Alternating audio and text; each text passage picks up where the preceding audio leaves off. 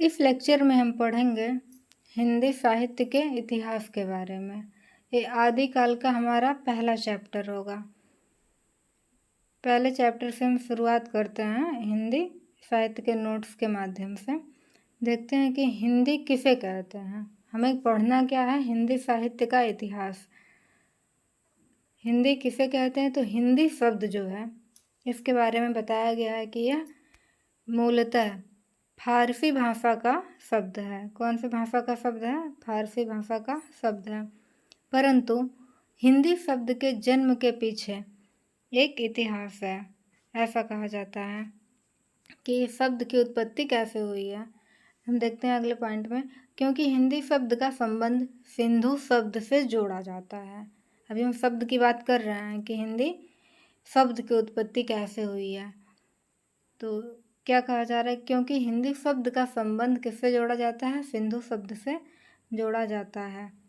यह हो गया। अगला पॉइंट है सिंधु जो है सिंध नदी को कहते थे। सिंध नदी को क्या कहते थे? सिंधु नदी को सिंध कहते थे। इस आधार पर उसके आसपास की भूमि को क्या कहने लगे? सिंधु। सिंध नदी के आसपास की भूमि जो थी उसको क्या कहा जाने लगा? सिंधु। आगे देखते हैं अगला पॉइंट क्या है। ये वाला कि यह सिंधु शब्द फारसी भाषा में जाकर हिंदू, हिंदी और फिर हिंद हो गया। सिंधु शब्द जो है ये फारसी भाषा में जाकर के क्या हो गया? हिंदू, हिंदी उच्चारण के क्रम में, बढ़ते क्रम में क्या हो गया? हिंद। इसका जो बदलाव हुआ तो लास्ट में क्या हुआ? हिंद। आगे चलकर ये जो हुआ हिंद शब्द में ईरानी प्रत्यय। अब ईरानी प्रत्यय कौन सा है देखते हैं। इक लगाने से हिंदिक शब्द का शब्द बना जिसका अर्थ हुआ हिंदी का, यानी कि हिंदी का। अगला पॉइंट है यूनानी शब्द इंडिका या अंग्रेजी शब्द इंडिया आदि हिंदी के ही विकसित रूप हैं। यूनानी शब्द इंडिका या अंग्रेजी शब्द इंडिया ये सब क्या है? हिंदी के ही विकसित रूप इन्हें माना जाता है।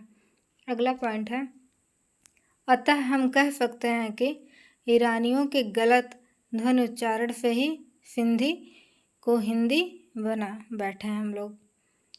अगला पॉइंट है ऐतिहासिक दृष्टि से भाषा के अर्थ में हिंदी शब्द का प्रयोग जो है कब हुआ है? ऐतिहासिक दृष्टि से अगर हम देखें कि हिंदी शब्द का प्रयोग कब हुआ है तो 13वीं शताब्दी से पहले नहीं दिखाई देता। यानी कि हिंदी शब्द का जो प्रयोग है ये कब से स्टार्ट हुआ है? 13वीं शताब्दी से। अगला पॉइंट में हम देखते हैं कि भारतीय फारसी कवि, एक भारतीय फारसी कवि हैं औकी, जिनको हम मोहम्मद औफी भी जानते हैं, ने इन्होंने क्या किया है ना 1228 ईस्वी में सर्वप्रथम हिंद मध्य प्रदेश यानी कि भाषा के लिए हिंदवी शब्द का प्रयोग किया है। सर्वप्रथम जो है हिंदी शब्द का प्रयोग किसने किया है? मोहम्मद औफी ने। कब किया? 1228 में हिंदी शब्द की भाषा के लिए हिंदवी शब्द का प्रयोग किया है। अगला पॉइंट है इसके उपरांत 13वीं एवं 14वीं शताब्दी के सूफी कवि अमीर खुसरो ने उत्तर भारत की देसी भाषा यानी कि गवई भाषा के लिए हिंदी तथा हिंदवी शब्द का प्रयोग किया है। अब आगे इसका प्रयोग कौन करते हैं? अमीर खुसरो जी। कब करते हैं? 13वीं एवं 14वीं शताब्दी में करते हैं।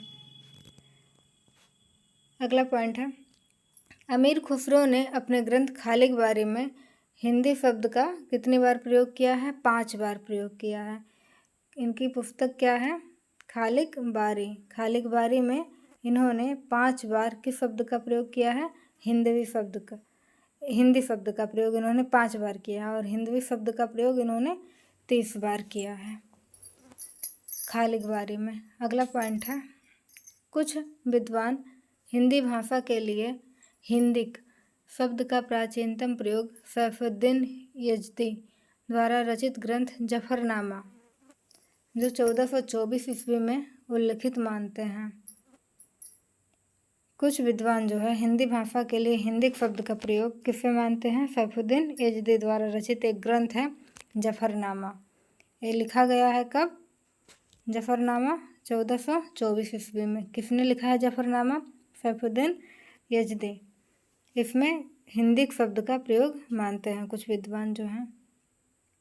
अगला पॉइंट है, मलिक मोहम्मद जायसी ने पद्मावत में भाषा को हिंदवी कहा है। मलिक मोहम्मद जायसी जो हैं ये पद्मावत में भाषा को क्या कहे हैं? हिंदवी। हिंदवी किस में कहे हैं? पद्मावत में। पद्मावत किसका लिखा हुआ है? मलिक मोहम्मद जायसी का। अगला पॉइंट है, मुगल काल में हिंदी, हिंदवी और हिंदुस्तानी का एक ही अर्थ था। मुगल काल में जो हिंदी शब्द है या हिंदवी, हिंदुस्तानी, इसका क्या अर्थ था? एक ही अर्थ था। अगला पॉइंट हम लोग देखते हैं, जॉन गिलक्राइस्ट ने उत्तर भारत की प्रमुख भाषा के लिए हिंदुस्तानी शब्द का प्रयोग किया है। जो उत्तर भारत की भाषा है इसके लिए हिंदुस्तानी शब्द का प्रयोग किसने किया है? जॉन गिलक्राइस्ट ने उत्तर भारत की प्रमुख भाषा के लिए क्या प्रयोग किया है? हिंदुस्तानी। इन्होंने उसके 3 रूप बदलाए हैं, जैसे दरबारी शैली उर्दू, दरबारी शैली को उन्होंने उर्दू कहा है, मध्यम शैली हिंदुस्तानी, और ग्रामीण शैली जो थी इसको जॉन गिलक्राइस्ट ने क्या कहा है? हिंदवी। अगला देखते हैं, अतः आज हम इसी हिंदी व हिंदवी भाषा के साहित्य को पढ़ने चल रहे हैं। हम किस भाषा के साहित्य को पढ़ेंगे? हिंदी भाषा के साहित्य को पढ़ेंगे। हमने समझा हिंदी शब्द के बारे में, इसकी उत्पत्ति, कैसे हिंदी किस भाषा से आया, कैसे इसका प्रयोग हुआ, पहले इसको किस नाम से जाना जाता था, कैसे इसको हिंदी कहा गया, ये हमने अभी तक जाना। अब हम देखते हैं कि साहित्य क्या है। पहले साहित्य को जानेंगे, फिर आगे तो साहित्य ही पढ़ना है हमें। देख रहे हैं साहित्य क्या है। तो साहित्य के बारे में कहा गया है, साहित्यस्य भाव साहित्यम। इसका अर्थ क्या है देख लेते हैं। अर्थात सहहित मतलब हित सहित या हितकारी, अर्थात शब्द के साथ साथ शब्दों के सही और अर्थपूर्ण भाषा को क्या कहते हैं? साहित्य कहते हैं। इसको समझ में आया? क्या है कि सहहित मतलब यानी कि हित साहित्य या हितकारी, अर्थात शब्द के साथ साथ शब्दों के सही और अर्थपूर्ण भाषा को क्या कहते हैं? साहित्य। आगे देखते हैं विद्वानों के मत क्या हैं। साहित्य के बारे में क्या कहा है किसने? महावीर प्रसाद द्विवेदी का कथन है। ये कहते हैं कि ज्ञान राशि के संचित कोष का नाम ही साहित्य है। अगला इन्हीं का कहा हुआ है, अंतःकरण के दीप्तियों के चित्त का नाम ही साहित्य है। एक कथन इनका और है, साहित्य समाज का दर्पण है। किसने कहा है? महावीर प्रसाद द्विवेदी जी ने कहा है।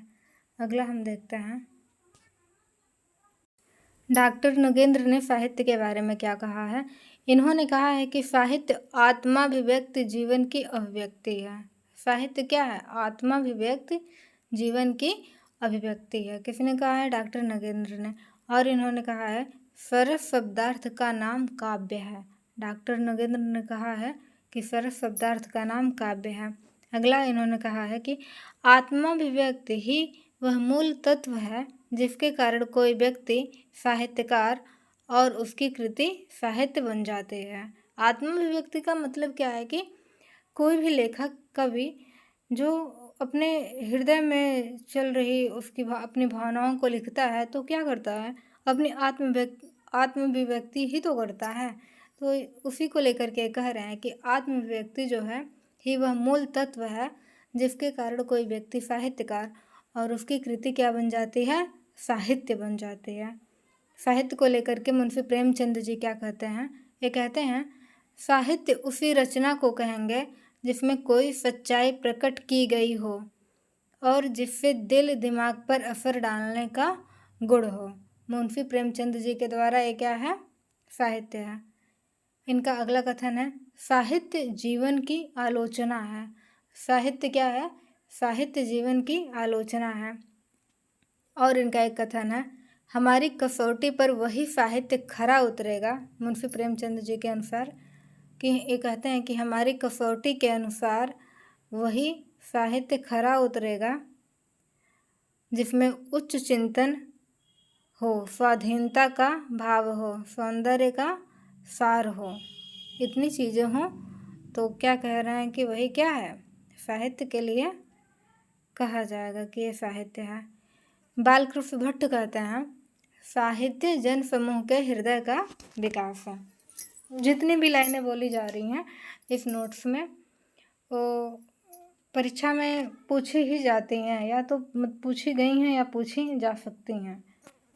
इस नोट्स में कुछ भी ऐसा नहीं है जो बस पढ़ लें और एग्ज़ाम में नहीं आए। ये नोट्स पूरा एग्ज़ाम की दृष्टि से ही बनाया गया है।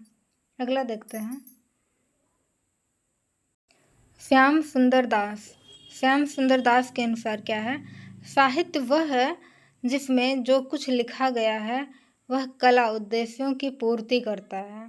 श्याम सुंदर दास जी के अनुसार साहित्य क्या है, ये कहते हैं कि साहित्य वह है जिसमें जो कुछ लिखा गया है वह कला उद्देश्यों की क्या करता है, पूर्ति करता है।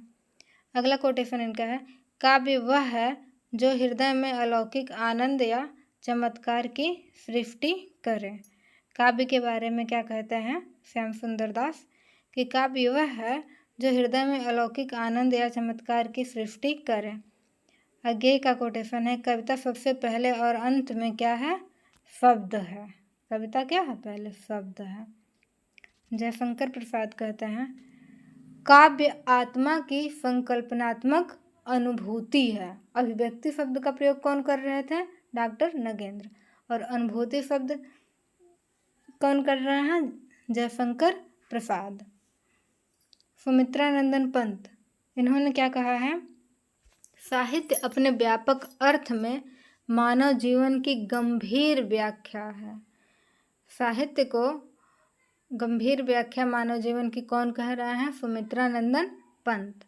अगला कोटेशन है हजारी प्रसाद द्विवेदी का। ये कहते हैं साहित्य मनुष्य के अंदर का उच्छलित आनंद है जो उसके अंतर में नहीं अट सकता। वो कहते हैं कि साहित्य मनुष्य के अंदर का उच्छलित आनंद है, मतलब ये ऐसा आनंद है कि अगर हम चाहें तो हम इसको चाह करके भी क्या है, रोक नहीं सकते हैं। जैसे कि अगर किसी को नृत्य करने में रुचि है और उसके सामने म्यूज़िक प्ले हो जाए तो वो अपने आप को चाह करके भी रोक नहीं पाएगा डांस करने से।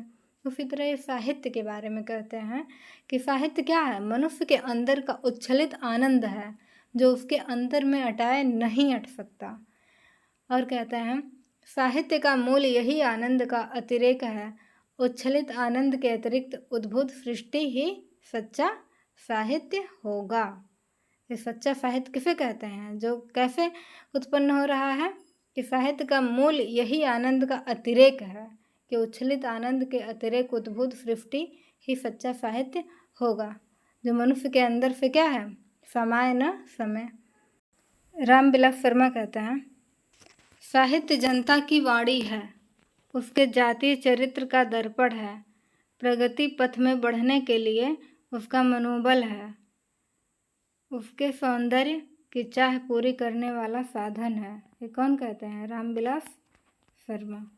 नंदुलारे वाजपेयी क्या कहते हैं, साहित्य से हमारा आशय उन विशिष्ट और प्रतिनिधि रचनाओं से है जो किसी युग के भावात्मक जीवन का प्रतिमान होती हैं, जो समाज और सामाजिक जीवन को भली या बुरी दिशा में ले जाने की प्रबल सामर्थ्य रखती हैं।